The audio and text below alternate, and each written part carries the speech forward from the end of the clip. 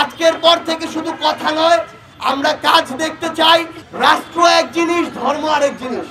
আমাদের সেফটি এবং সিকিউরিটি নিশ্চিত করতে হবে। এই অভ্যুত্থান পরবর্তী সময় যদি আমরা দেখি, আমরা কয়েকদিন ধরে দেখছি, আজকে আমাদের ঢাকা মেডিকেলের আইসিইউতে আমাদের মাগুরার ছোট্ট এক বোন আসিয়া মৃত্যুর সাথে পাঞ্জা লড়ছে। ওই শকুনদের দৃষ্টি থেকে আমাদের বোনদেরকে রক্ষা করা এখন একটি চ্যালেঞ্জ হয়ে দাঁড়িয়েছে।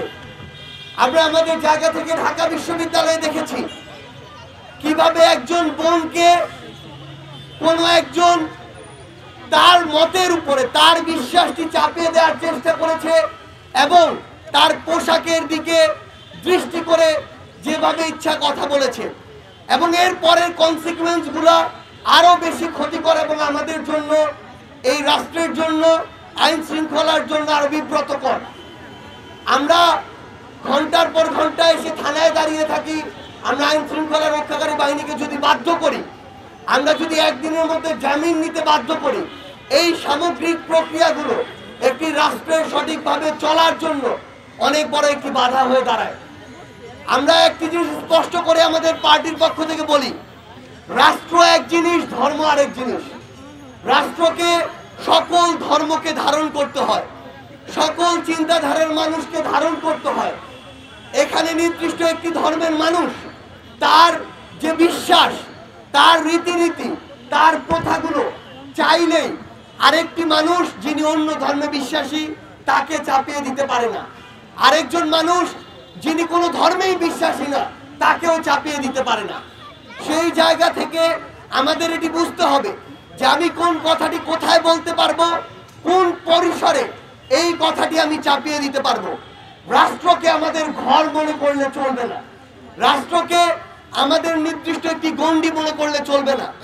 আমরা আমাদের জায়গা থেকে, আমাদের পার্টির পক্ষ থেকে স্পষ্ট করে একটি অবস্থান জানাই, শুধুমাত্র এই সামাজিক জনপরিসরে নয়, বরং আমরা সোশ্যাল মিডিয়ায় দেখছি আমাদের রাজপথে আমাদের বোনেরা যখন সামনের সারিতে দাঁড়িয়ে থেকে লড়াই করেছে, তখন তাদেরকে কেউ এইভাবে কথা বলতে পারেনি। তখন বরং বিভিন্ন জায়গা থেকে আমরা সমর্থন দেখেছি। কিন্তু সেই বোনেরাই যখন আমাদের রাজনীতির মাঠে আসছে, বিভিন্ন পার্টি যেমন আমাদের পার্টিতে যোগদান করছে, তখন আমাদের এই বোনদেরকে স্পেসিফিক টার্গেট করা হচ্ছে। আমাদের এই বোনদেরকে নিয়ে অনেক মিথ্যা প্রোপাগান্ডা ছড়ানো হচ্ছে, অপপ্রচার করা হচ্ছে। সবচেয়ে বড় কথা হচ্ছে, আমাদের এই বোনেরা, এই বাংলাদেশের অর্ধেক নারী, কখনো এমন নয় যে যখন প্রয়োজন আমি ব্যবহার করব আর যখন মনে করব তখন তাদেরকে নিয়ে অপপ্রচার চালাবো।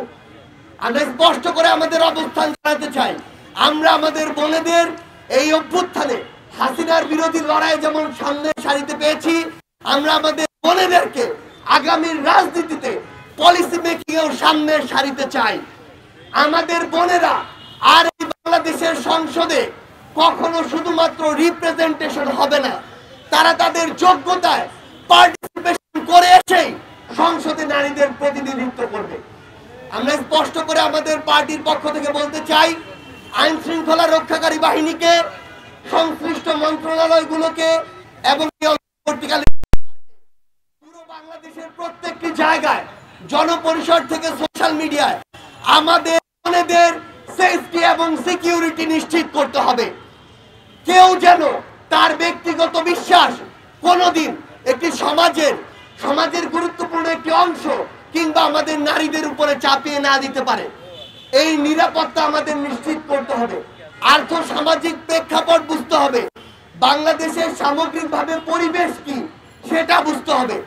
এগুলোর বাইরে গিয়ে কেউ যদি কোনো ধরনের মব কালচারকে ব্যবহার করে বিন্দুমাত্র আমাদের বোনেদের দিকে দৃষ্টি দেওয়ার চেষ্টা করে কিংবা তাদের সিকিউরিটি বিঘ্নিত করার চেষ্টা করে, তাহলে আমাদের এই আইন শৃঙ্খলা রক্ষাকারী বাহিনী এবং সংশ্লিষ্ট মন্ত্রণালয়গুলো ব্যর্থ বলে প্রমাণিত হবে।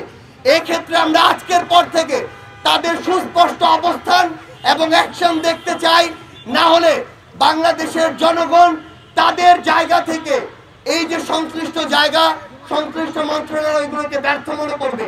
কিন্তু আমরা এগুলোকে ব্যর্থ হিসেবে দেখতে চাই না।